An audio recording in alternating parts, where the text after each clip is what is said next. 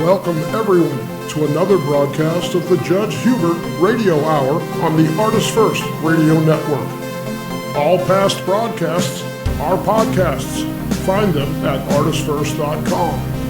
And now your host, judge and author, the Honorable Judge Hubert.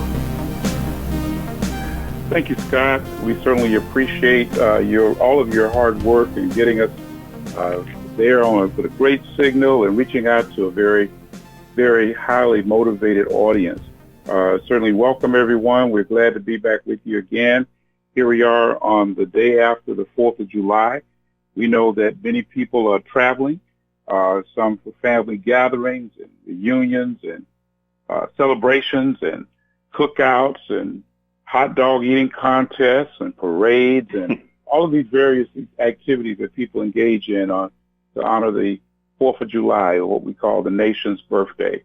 You know, and think about it for a moment. That's from 1776 up until now, that's a total of over 247 years that this country has existed. But we know that it had issues and some problems all throughout its existence. It's in many ways like a baby growing up. And so tonight we're going to talk about some of those issues with a very highly respected, highly educated young man who is certainly got some insights in terms of how we're going to be dealing with many of the same problem areas that this country has faced during its existence. You know, as I think back, I look at the fact that while the country is roughly 247 years old, Africans first came to this shore some 404 years ago, actually in 1619, when they landed on the shores of Jamestown, Virginia. The first 20 Africans having been, quote unquote, we'll use the phrase imported, or should say enslaved here in this country. And yet, up until 1837, it was a time when the slave importation to this country was abolished. And in 1863, while they continued to promote slavery, up until 1863, slavery was abolished in all the states that were at war with the Union.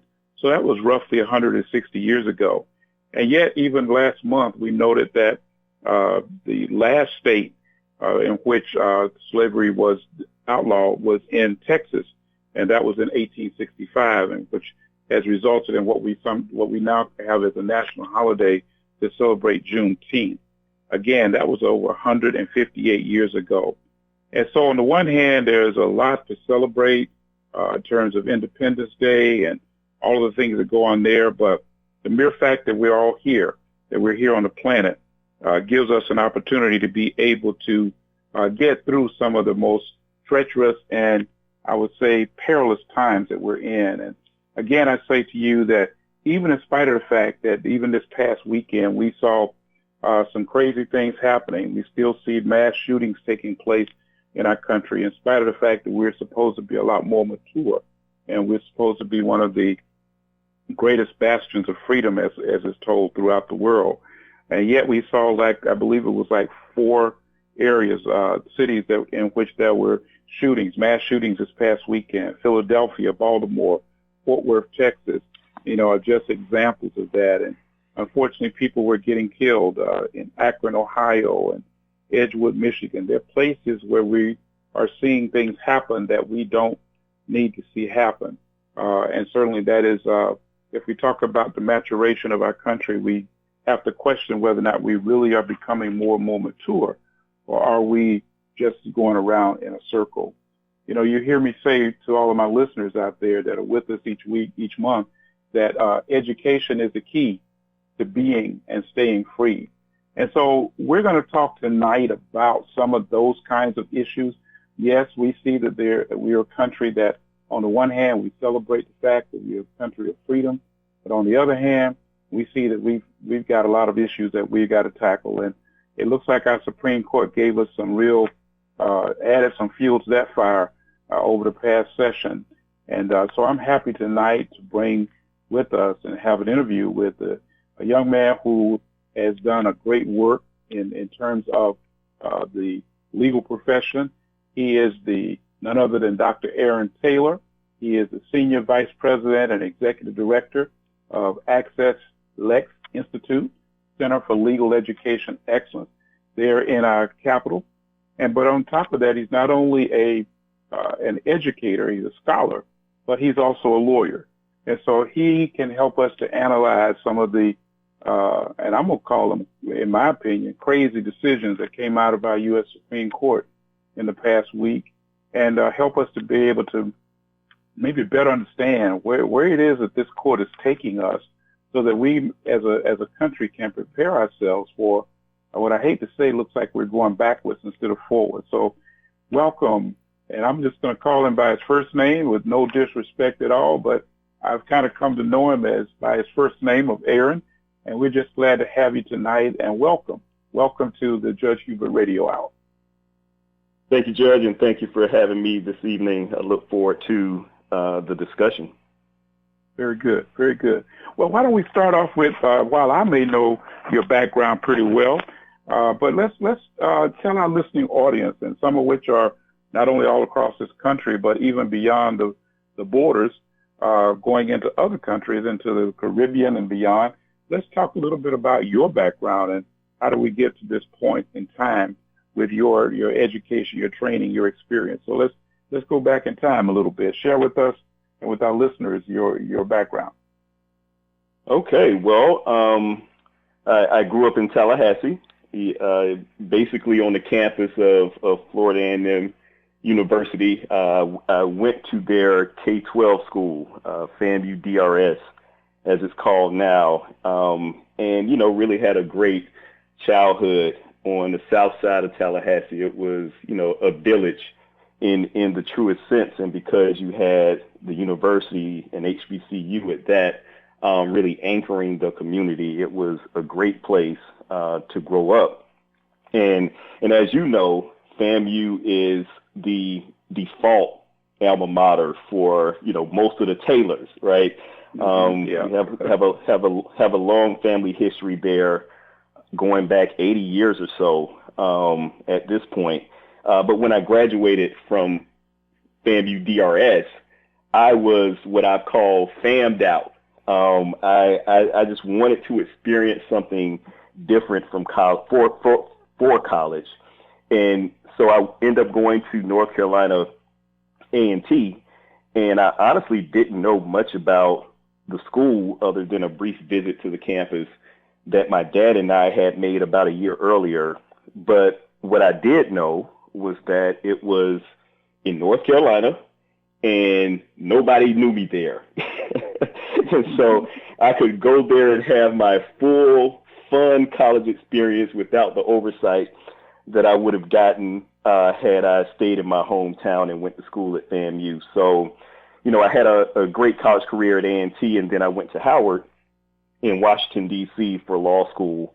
And truthfully, I can't say that I ever had much desire to be a lawyer, but I was blessed with the privilege of exposure. My dad is a lawyer, and so law school has always seemed like an option for me, because I saw it so up close my whole life.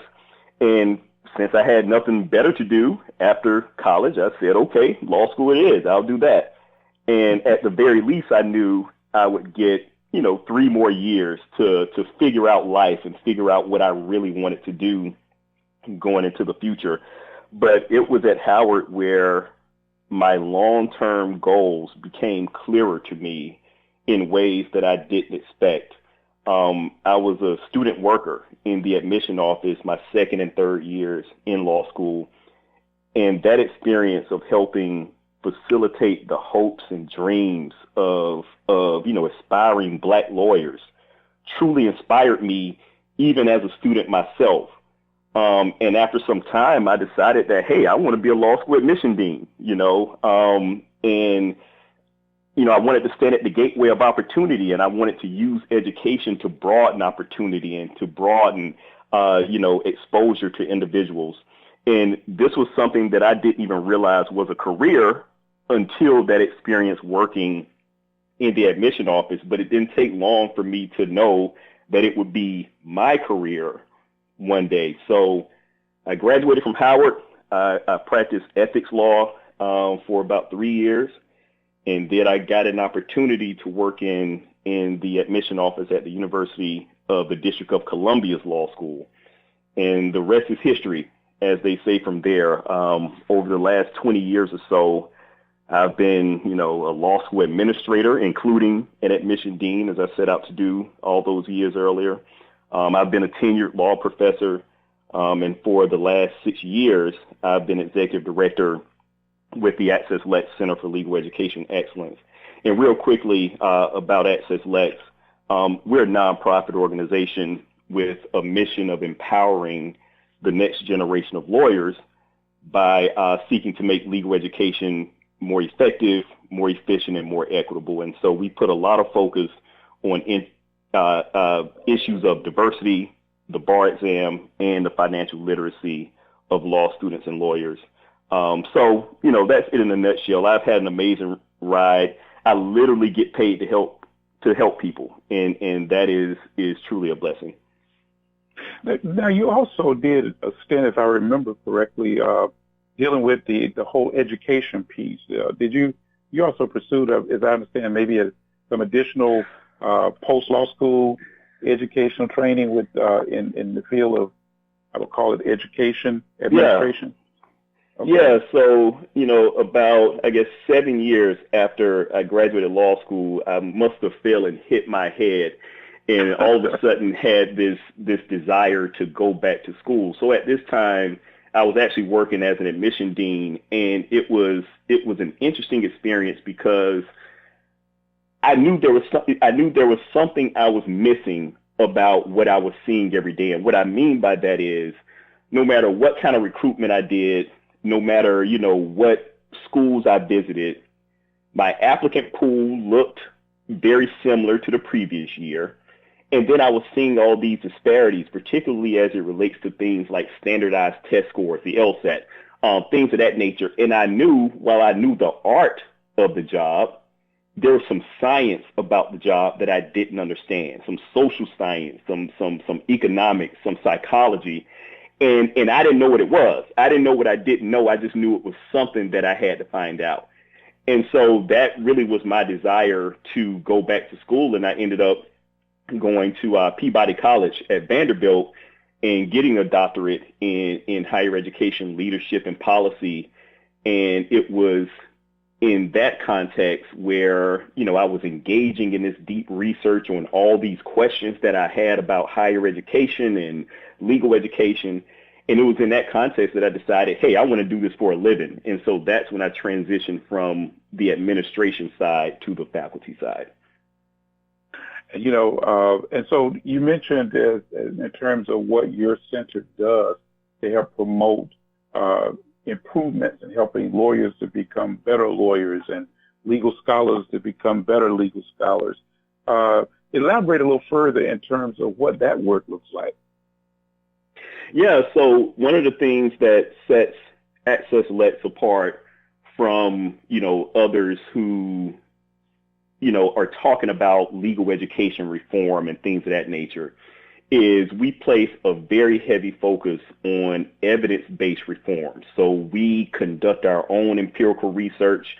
We fund the research of others through grants and other support. I have a team of folks with, masters and PhDs in political science, sociology, economics, very heavily empirical research focused, both quantitative and qualitative research. Very few lawyers in my office. I have a team of 20 people, and I think it's 3 of us who have law degrees.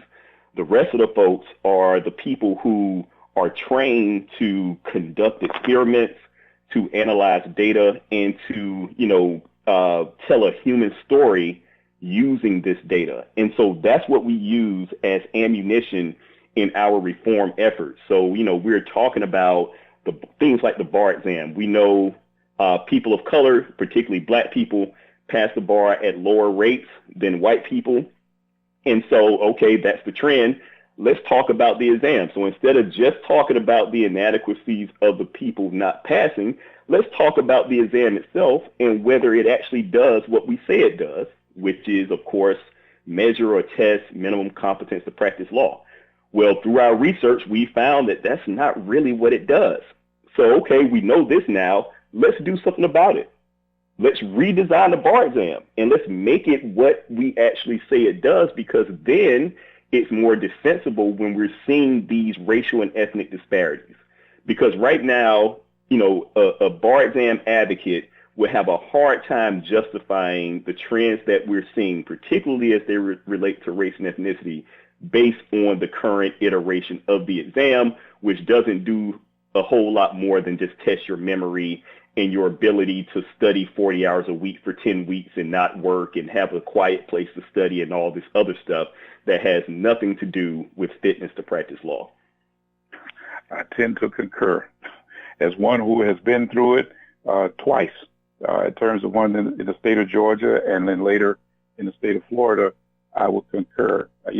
Fortunately, I passed both exams there in Georgia and Florida, but very little. And also had a stint for about 8 years as a law professor at FAMU Law in Orlando. But, you're right. The exam itself does not really test your ability to be a good lawyer.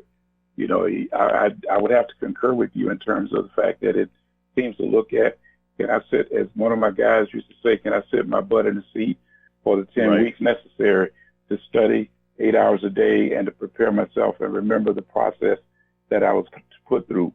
But it is indeed something that, and I understand that there are many efforts now to try to help make changes to the exam. And in fact, before we get into talking about our Supreme Court cases, what are some of the recommendations that you guys are beginning to promote as far as changes to the overall bar exam?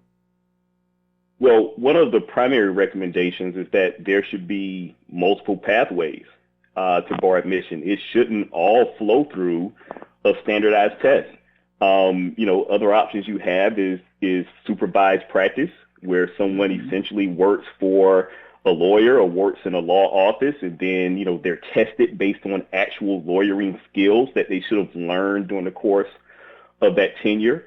You have a practice-focused law school curriculum.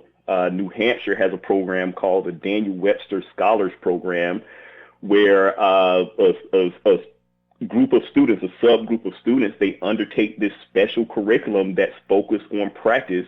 And then once they graduate from law school, they are granted admission to the bar without having to take the bar exam. And then, of course, you have diploma privilege. I mean, Wisconsin has been doing diploma privilege, I think, over a century at this point, where if you graduate from one of the in-state law schools in Wisconsin, I think it's 2 of them, maybe 3, you're granted admission to the Wisconsin bar upon graduation, upon receipt of your diploma. And there's no evidence whatsoever that Wisconsin lawyers are any less qualified than any other lawyers in any other jurisdictions which are requiring exams. So that's our primary recommendation. There should be multiple pathways to bar admission. And then regarding the bar exam itself, the exam should test minimum competence to practice law. And unless the jurisdiction has an actual tangible definition of what minimum competence is, what are the skills, what are the knowledge, what should a lawyer know, and what should a lawyer know how to do to be minimally competent, that should be laid out in tangible terms, bullet points, whatever it is. And unless a jurisdiction has that, they cannot credibly design an exam to test that. And at this point, only about 4 or 5 jurisdictions, Florida is not one of them, only about 4 or 5 jurisdictions have a definition of minimum competence. So at this point, they're just giving an exam, in the dark, and at the same time telling certain people, you are not qualified to be a lawyer in this jurisdiction, go away. And it is, completely illegitimate. Well, one of the things that seemed to add to that problem was, of course, the pandemic. And I believe that based upon the passage of time, most of those students that came in the year 2019 traditionally graduated in, 3 years out, 22. And so they were beginning to do their sitting for the bar exam.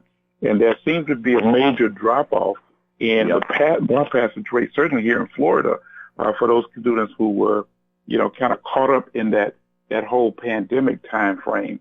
Many of them had to do classes remotely. Some of them just, were not having the opportunity to be able to engage with other students in terms of, as you quite know, the lengthy discussions and study groups that we used to have in law school. And so that sharpens your ability to communicate and help you to be able to, quote unquote, fight the battles that you would later have to endure. So certainly there's a need to make some major changes. And I want to also commend you on something, because not only have you proposing these kinds of new ideas, but I served on, I was appointed by the president of the Florida Bar, I guess that would have been either in 2015 or 16, to a committee to try to help increase and enhance the number of black judges in the state.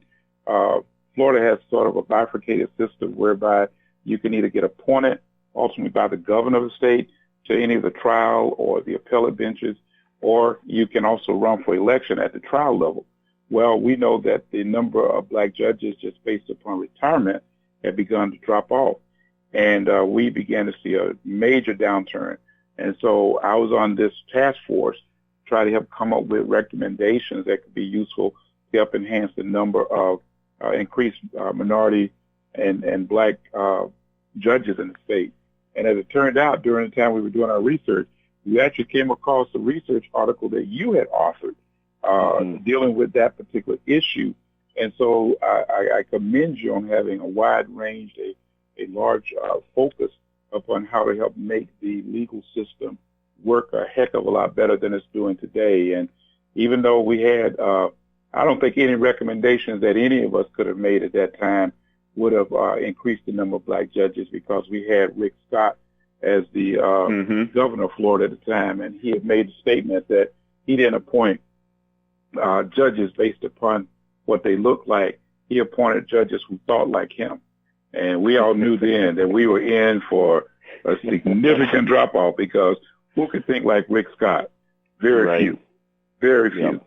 So, but it still just shows us the importance now, and we've, unfortunately, in Florida, we've had a successor to Rick Scott, who's none other than Ron DeSantis, who seemed to have carried on many of his similar tactics, although he did and has appointed some people who are of color to the bench. But it seems like his attitude about it is that these people have to always sort of, quote unquote, think like him, or certainly be supportive of the things that he's attempting to do. And some of those things are way, way, way off base, which I'm going to use that as my segue, though, because we start thinking about some of the rulings, whether it be in Florida or the changes in law that are taking place even here in the last 2 years, with DeSantis sitting in the driver's seat of our governor's office. And then, of course, watching how he and has appointed judges at the higher level, some of whom have been were subsequently promoted by former President Trump into the federal bench. And then we see how some of those people have come up with some very strange interpretations of the law, even leading to the point of the appointments of Trump's 3 justices to the U.S. Supreme Court, which led us to get not only a reversal of Roe v. Wade and some almost 50 years of sound legal doctrine, or stare decisis, but now more recently, we completely repealing affirmative action in higher education and in admissions practices. So let's talk about that for a moment. What do you? Let's talk about that whole case then, with that brought us to this point in time that just seemed like to be like an earthquake. What we call Students for Fair Admissions, both the president of Harvard as well as the University of North Carolina. Give us some background on that and tell us where we are with that. Yeah, this was, I guess you could say, 40 plus years in the making, going back to the Bakke case, where a white applicant to University of California's medical school sued the medical school because it had an admission process where it reserved or set aside a certain number of seats in the entering class for non-white people. And the plaintiff in that case, sued saying that was unconstitutional racial discrimination against him.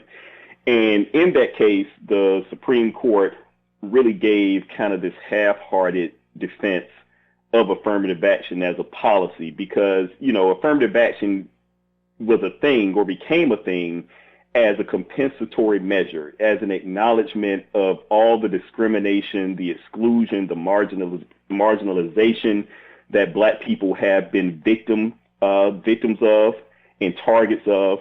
Affirmative action was implemented as a policy to help redress some of that stuff. And the irony is the first U.S. president to adopt an affirmative action policy was Richard Nixon.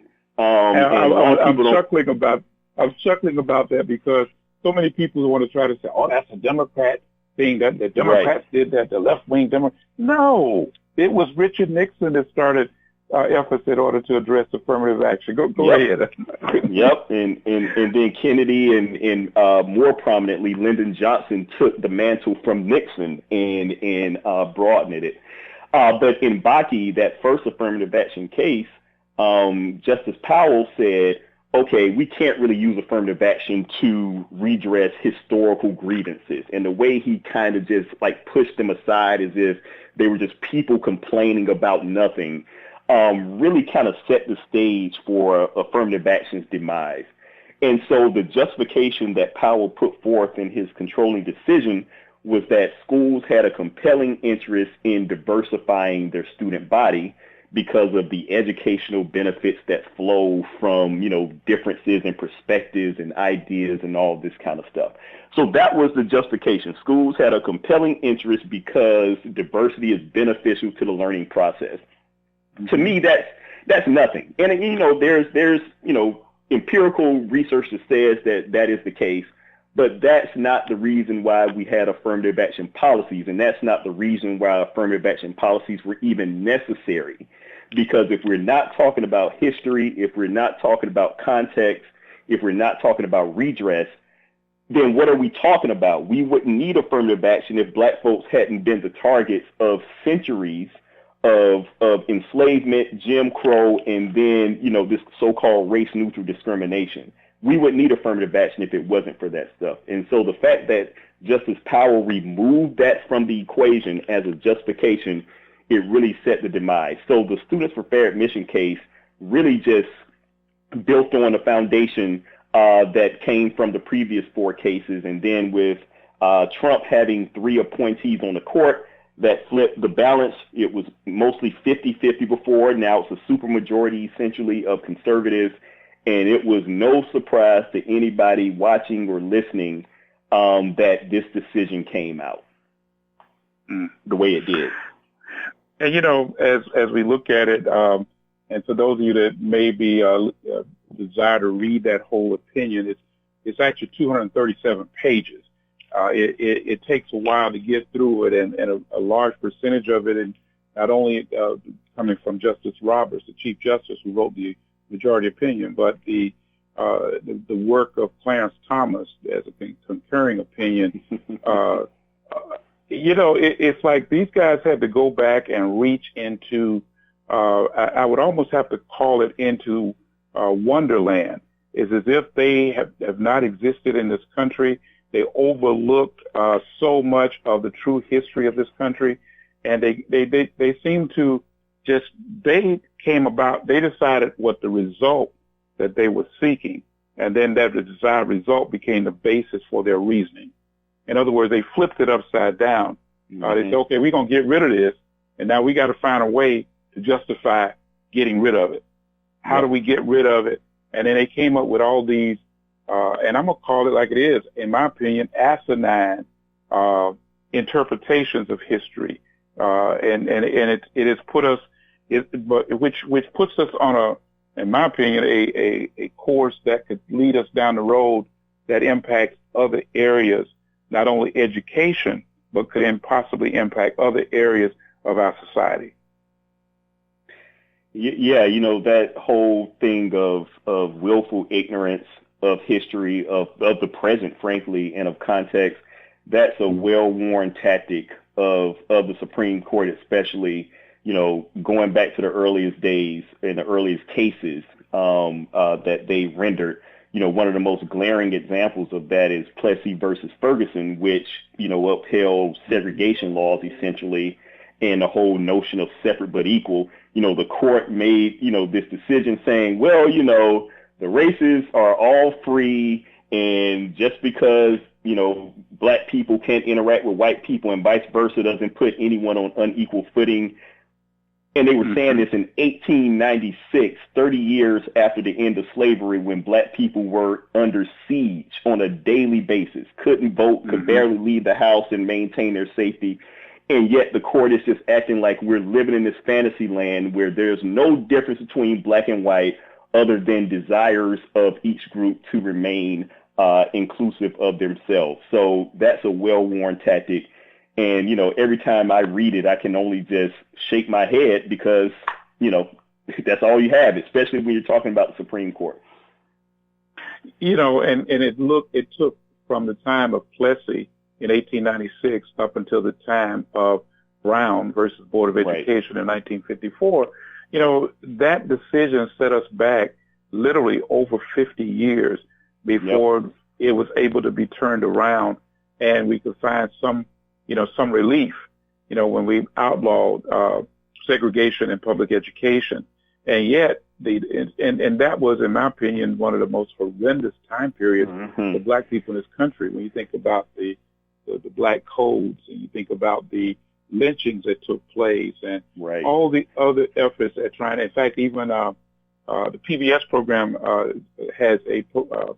did a follow-up on a book entitled "Slavery by Another Name," which talked about the systems whereby they basically would create criminal laws, arrest black folks who they quote unquote said were loitering, and put them to work for free, which was just another form of slavery.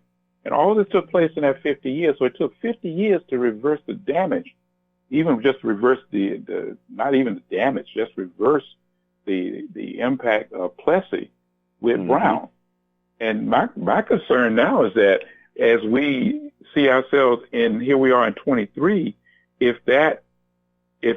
history repeats itself, we could very well see ourselves taking, 30, 40 years to reverse this type of law, and on top of that, the question is, do you think that this whole thing with, even though we're talking about the limited scope of educational admissions to what we call, quote unquote, the elite institutions in this country, what happens if they, and there will be those who will attempt to bootstrap this same argument and rationale to try to come back and get rid of affirmative action in the areas of employment, in the areas of business, in the areas of government contracts.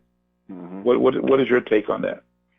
Well, we're already halfway there in those realms because, of course, we had Adirondack in 1995, which restricted the situations in which you can award government contracts based on race. We had the Ricci case, which was I think, New Haven, Connecticut firefighters case, where it restricted the situations in which you can take into account racial disparities in promoting firefighters or promoting public workers. And then, of course, now we have student for fair admission. And so they've already gotten us halfway down the road on all these things. And so students for fair admission essentially takes the education affirmative action out of the picture. I mean, it technically didn't overturn the previous precedent, but it made it so unwieldy and narrow that it's functionally affirmative action is dead. So you're right.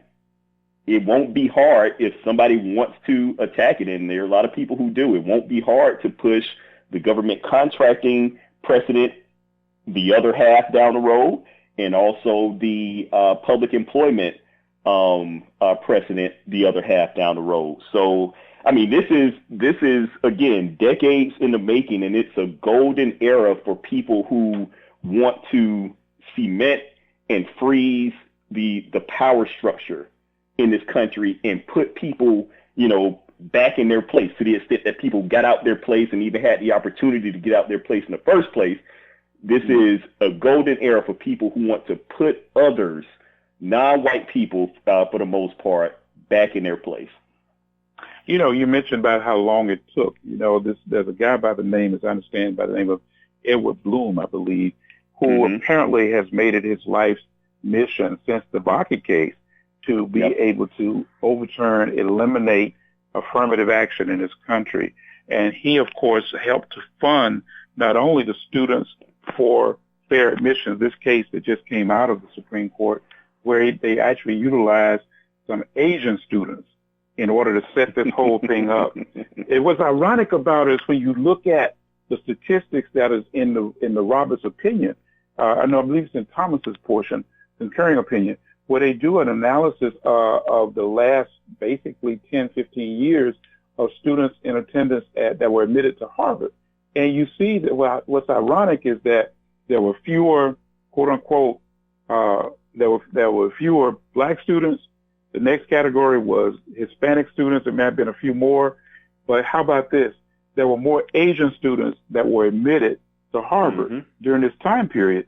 And yet these were the same people saying, oh, you're taking the seats away from the Asian students. You're discriminating against Asian students. But it was all because this billionaire by the name of Edward Bloom funded this whole process, helped to create this Students for Fair Admissions, because he failed when he went with Fisher. When Fisher v. Texas was decided, it was a white female who sued the University of Texas, but he funded that. And even before that, so he's been, I guess, if you go back, I guess he also funded the Gruden case, Gruden v. Bollinger. And so all of this was his personal effort at getting rid of affirmative action. And it just happened to work for him that he had the right makeup of a Supreme Court who was willing. And I always say, I believe that deep down inside, when Clarence Thomas was appointed to the bench by Bush, Bush 1, I believe that they must have told him that your assignment is, it's almost like Mission Impossible. They say your assignment is to go there and to do everything you can to reverse affirmative action, to reverse a woman's right to choose, and to reverse these things. And of course, here it is, some 30, almost 40 years later, where he has succeeded in cleaning the house, so to speak. And it's insane to think about Clarence Thomas used to head up the EEOC. Isn't that an oxymoron? But you know, the whole point about this billionaire Edward Bloom funding all of this. I mean, this again is part of a larger trend of super wealthy people hoarding wealth, and then also, you know, using that wealth and leveraging that wealth to create a society that benefits them.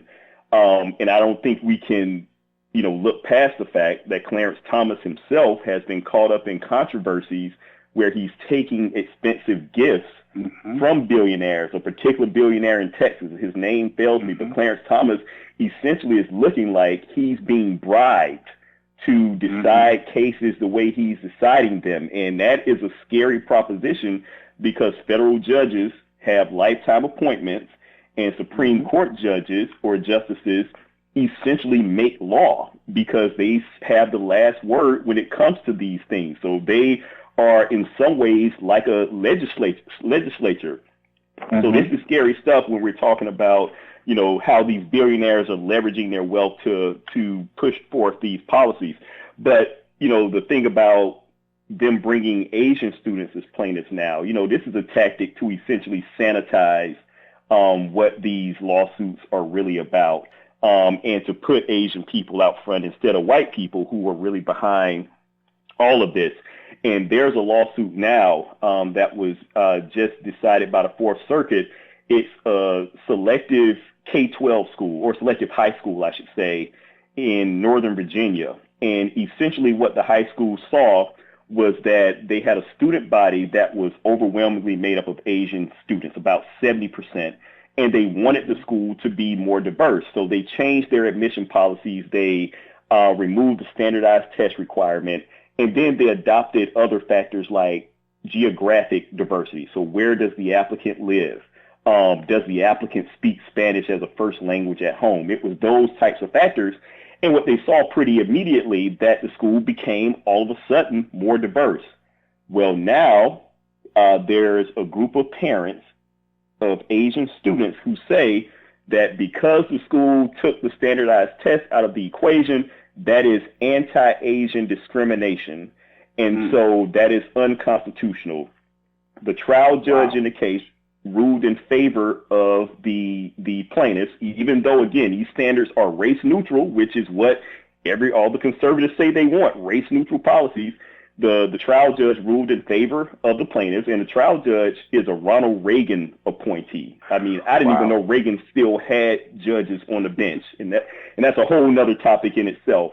Ruled in favor of the parents.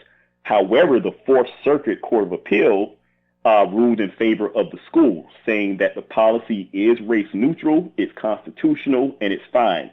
But you know what's going to happen next? They're going to apply for certiorari with the Supreme Court, and if the court takes that case, that will probably be a bad sign. So we'll see what happens. But this would be particularly potent because race-neutral factors that are imposed in order to generate racial diversity, those would become unconstitutional, and that will handcuff and hamstring basically all diversity efforts at that point.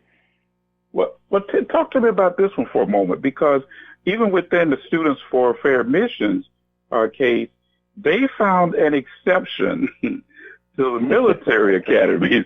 Right. So this does not apply to military academies. And they said because there was a compelling government interest in national security. But it's like, okay, we want your bodies to be able to go out there and, fight the good fight and keep the country safe and sound. But on the other hand, your education requirements, in fact, makes me wonder, can you go and serve in the military? You do your 10, your 15, your 20 years of the military, decide you want to apply to Harvard, but because you are, you might be a man of color, you may be black or Hispanic, you're not going to get any kind of bump for the fact that you might be, even if it's to create a diverse student body, even if to create a conversation among people who have some real life experiences that could certainly help create a broader base of conversation in class.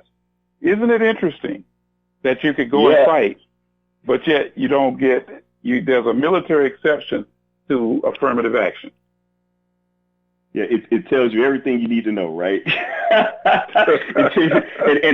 one of the principal things it tells you as well is the fact that affirmative action works, right? The fact that it actually is an effective policy hits the exception for the military. But I tell you, that exception to me gives me a bit of hope. It's two things about the majority opinion that give me a bit of hope. One is, you can make a very strong argument that a legal profession that reflects the diversity of the people who are subject to the law, i.e. the population, you can make a strong argument, in my opinion, that is compelling. We aren't talking about accountants, nothing against accountants. We aren't talking about accountants, being reflecting the diversity of people who file taxes. We're talking about lawyers, the guardians of the rule of law, reflecting the people. That sounds pretty compelling. I think you can make a compelling argument that the same thing with doctors. There's a whole lot of research showing that Black people have less favorable medical outcomes when they go to white doctors. There's a lot of research that talks about access to justice and access to medical care and how diversity helps broaden access to justice and access to quality medical care. So that military academy exception gives me some hope that an argument can be made for law and medicine. The second thing that gives me hope is Robert said in one of his last lines in his majority opinion that the decision shouldn't be interpreted as restricting schools from considering how race has impacted someone's life. and considering how those experiences are relevant to, that person's preparation or what they would bring to the educational environment. So essentially what it sounds like he's saying is, you can't say, oh, this person is Black, so let's give them, a bump in the admission process. But you can say, oh, this person has written about, his experiences as a Black man in America, and we believe that these experiences would provide a very, interesting and important perspective to the classroom. It's interesting that Robert said that, but Thomas did not. Right. Well, Thomas would just do away with it completely and live in this fantasy world where he's taking private jet trips all over the world in a billionaire's private plane and not reporting it on his disclosure forms as required. So, Thomas is in a whole different category of illegitimacy, I guess you could say. Yes. I mean, and being a retired judge on the bench, we had to submit our financial disclosures every year, and you had to detail exactly what was there. And if we didn't do that, now you're talking about getting sanctioned. And yet there is no sanction for, unfortunately, the highest court in the land. Right. But they would sanction anybody who's working underneath them as judges. Amazing. But, like you say, I'm glad that you have talked about the fact that there still is a glimmer of hope there. Of course, as long as there are people like the Ed Blooms, they're going to do their best to try to abolish any, which goes to the whole issue of what is this whole thing about race?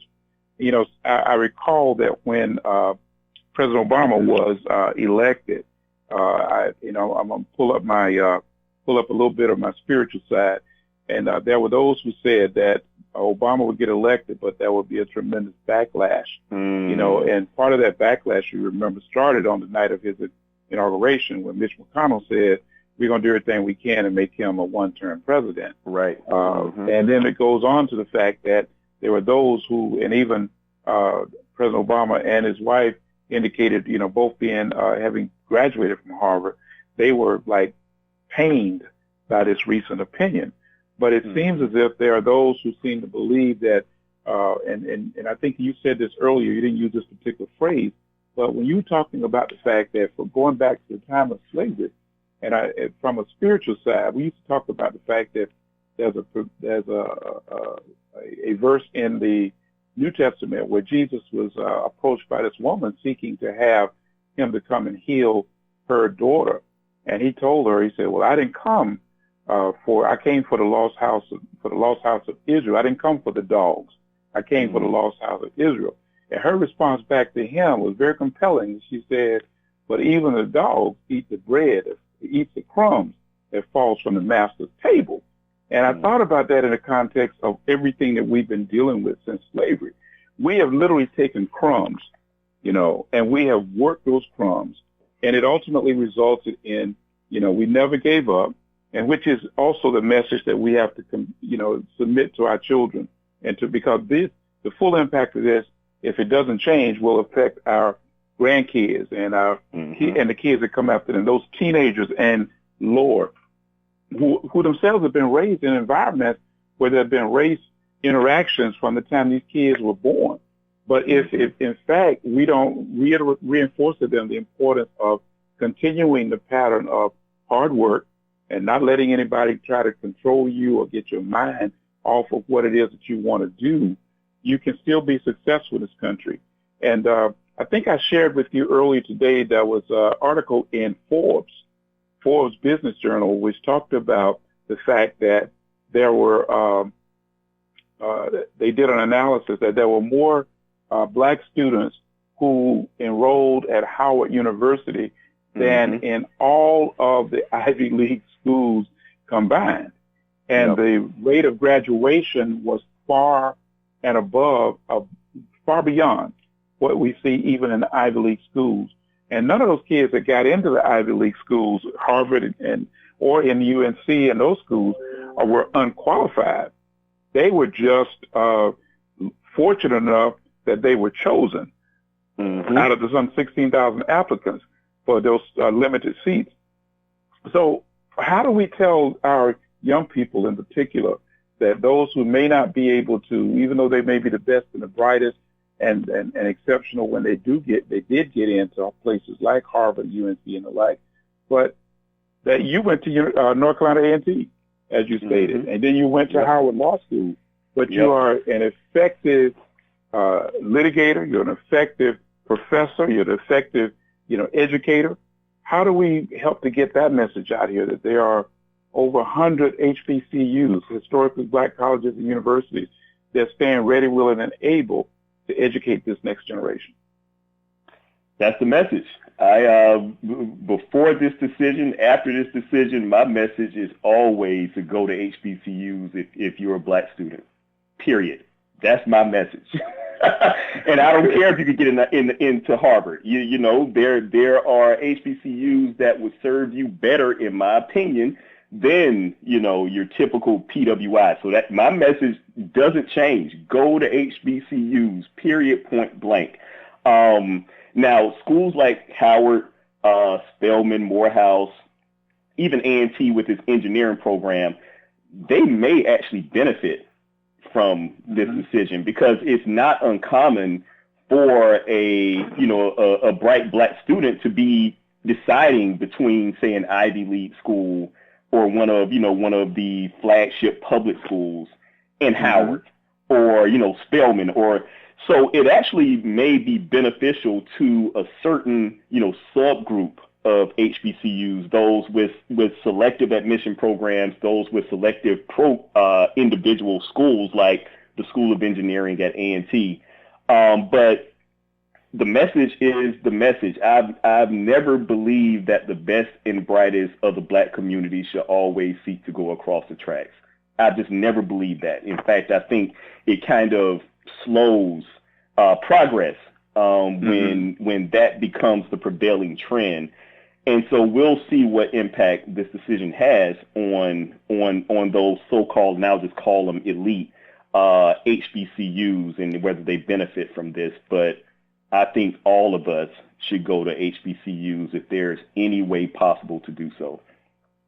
Well, one thing about it is that so many students who have attended these Ivy League schools talk about the isolation that they receive, that they don't get a chance to participate in the cultural development side of their life, and they basically they're looked upon as if they're there for, you're just one of a small number.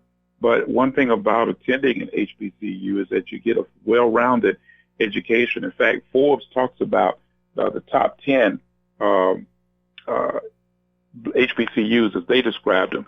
Now, of course, some of us might argue who's in that group or not. But they talk about Howard. They talk about Morehouse, Spelman. They talk about FAMU, A&T. And in fact, the A&T now stands as the largest HBCU in the country, both by student population. I mean, Dr. Martin has done a phenomenal job up there and continues to do so. And when you look at all the others, this is a season where more emphasis has been placed upon HBCUs. And I know that having Vice President Kamala Harris being a graduate of Howard has also focused attention upon these institutions. And I can tell you now that, I went to an HBCU for undergrad and then did my law work at a PWI. But I know one thing, my preparation from my undergraduate provided me with the spring that I needed to be able to compete and to graduate from a PWI law school. And then, of course, as I said earlier, to be able, not bragging, but I was able to come out and pass both the Georgia bar and the Florida bar. So, it's not that we don't get the preparation. We do get the preparation.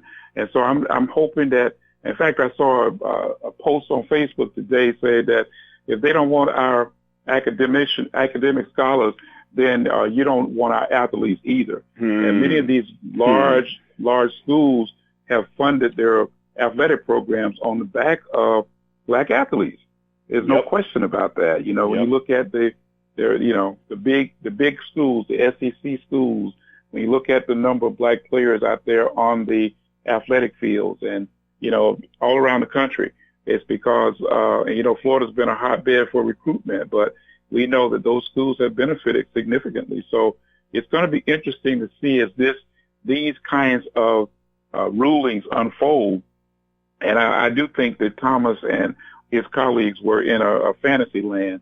But nevertheless, we have overcome slavery as a people. We've overcome Jim Crow as a people. We've overcome the segregation and all the issues that come from that. And you know what? We'll overcome this too. Yep, absolutely. And real quickly, earlier, you had to kind of remind me that I had a doctorate. And it's funny, when I think about my story and my progression, I don't immediately think about that because that was had at Vanderbilt. And Vanderbilt was a great school. I learned a lot there. But I don't connect with Vanderbilt in the same way that I connect with A&T and Howard. That those schools are part of me, part of my, my story, whereas Vanderbilt was just something I did to get a degree that I wanted.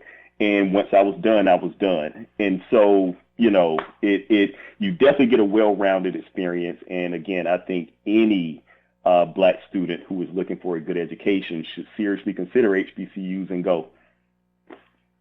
And of course, you being the educator that you are, when you look at the data, it does show that the vast majority of professions these HBCUs are graduating more people in those professions than any of these Ivy League schools or the like.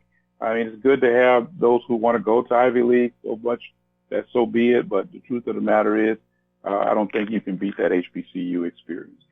Right. Yep. All right. Well, we're going to be wrapping up here. Got about 2 minutes before we wrap up. So any final comments that you'd like to share with our listening audience? I just want to say that, this decision doesn't and shouldn't let schools off the hook in terms of what they do in order to, foster diversity of their student body. Schools still determine what factors are considered in admission. I mean, they can't consider race, but they determine everything else.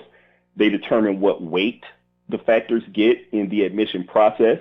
Schools define what merit is. They define what factors, make you deserving of an opportunity.